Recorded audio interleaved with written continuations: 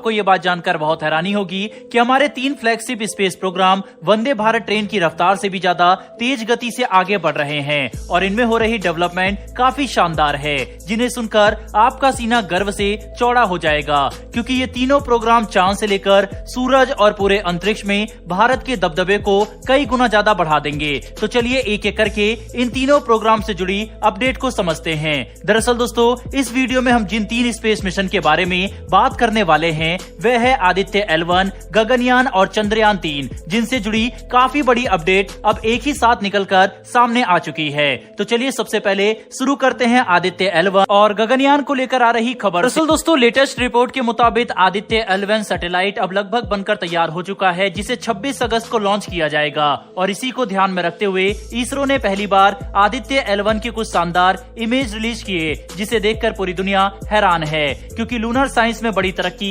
हासिल करने के बाद सूरज को समझने के लिए शुरू किया गया ये भारत का पहला मिशन है, जिससे हम सोलर साइंस में काफी बढ़ोतरी कर सकेंगे। बता दें कि आदित्य L1 भारत का पहला सोलर एक्सप्लोरेशन मिशन है, जिसे पृथ्वी से लेंजीरियन पॉइंट तक पहुंचने में 4 महीने का समय लगेगा, जहां पर ये पृथ्वी और सूरज के गुरुत्वाकर्षण बल का इस्तेमाल करके स्थिर रह सकता है, जिससे काफी कम फ्यूल कंजप्शन होगा और हम आसानी से सूरज पर रिसर्च कर सकेंगे। दोस्तों, इस वक्त ये सैटेलाइट श्रीहरिकोटा में सतीश धवन स्पेस सेंटर में पहुंच चुका है, जहां से ही इसकी एक नई इमेज रिलीज की गई। इसे 26 अगस्त को PSLV XL रॉकेट की मदद से लॉन्च किया जाएगा, जिसके बाद ये सूरज के नजदीक पहुंचकर सूर्य के फोटोस्फीयर, क्रोमोस्फीयर और सबसे बाहरी लेयर को समझने की कोशिश करेगा, जिसके लिए इसमें 7 काफी एडवांस पेलोड लगाए गए हैं। इनसे हम सूर्य के सोलर विंड, कोरोनल हीटिंग और डायनेमिक सोलर एटमॉस्फेयर के बारे में काफी इंटरेस्टिंग जानकारी हासिल कर सकेंगे।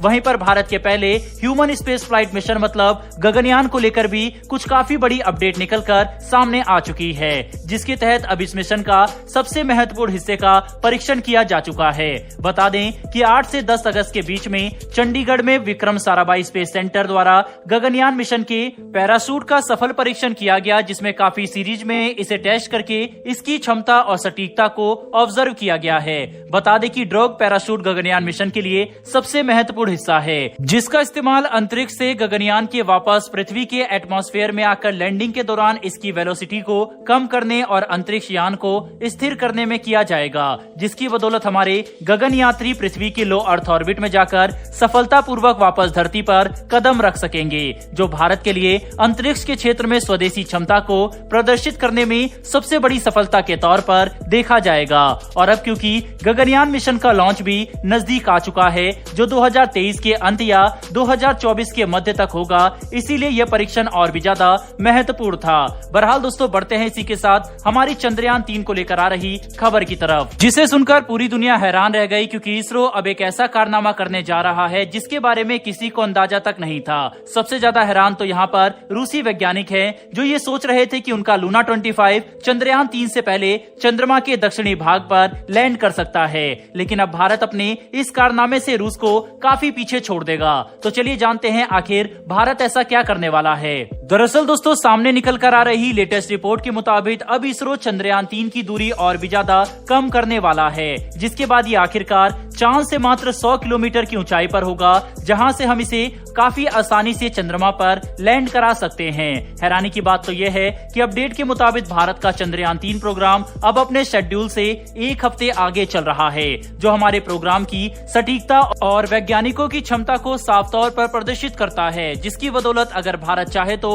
हम चंद्रयान 3 की लैंडिंग चांद के दक्षिणी ध्रुव पर 23 अगस्त के बजाय 19 अगस्त को ही कर सकते हैं, जो हमारे लिए अब तक की सबसे बड़ी सफलता होगी। पर इस दौरान हमें चंद्रमा पर दिन और रात के सबसे ज्यादा ध्यान रखना होगा, क्योंकि चंद्रमा पर 1 दिन और 1 रात पृथ्वी पर 14 दिन के बराबर है। इसीलिए अगर हमने रात में चंद्रयान 3 की लैंडिंग करा दी तो इसके उपकरण खराब होने का खतरा सबसे ज्यादा होगा, क्योंकि रात के समय चंद्रमा पर तापमान -100 डिग्री से लेकर -200 डिग्री तक गिर जाता आता है, जिसमें चंद्रयान 3 ही नहीं बल्कि किसी भी लैंडर या रोवर के सेंसर, इंजन और लगभग सारे उपकरण खराब होने का खतरा सबसे ज्यादा होगा। इतना ही नहीं बल्कि रात के दौरान चंद्रयान 3 का रोवर अपने सोलर पैनल का इस्तेमाल करके ऊर्जा भी जनरेट नहीं कर सकता। इसीलिए सारे रिसर्च के काम भी रुक जाएंगे, जिसका मतलब यह है कि चाहे कुछ भी हो जाए, हम चंद्रयान 3 की लैंडिंग चांद पर दिन के समय ही करेंगे, ताकि पूरे 14 दिन तक इसका रोवर चांद पर रिसर्च कर सके और एक भी घंटा बेकार ना जाए। बहरहाल दोस्तों, अंतरिक्ष क्षेत्र से जुड़ी इन तीनों ही खबर के बारे में आपकी क्या राय है, कमेंट बॉक्स में लिखकर जरूर बताइएगा। साथ ही इन तीनों मिशन में आप किस मिशन के सफल होने का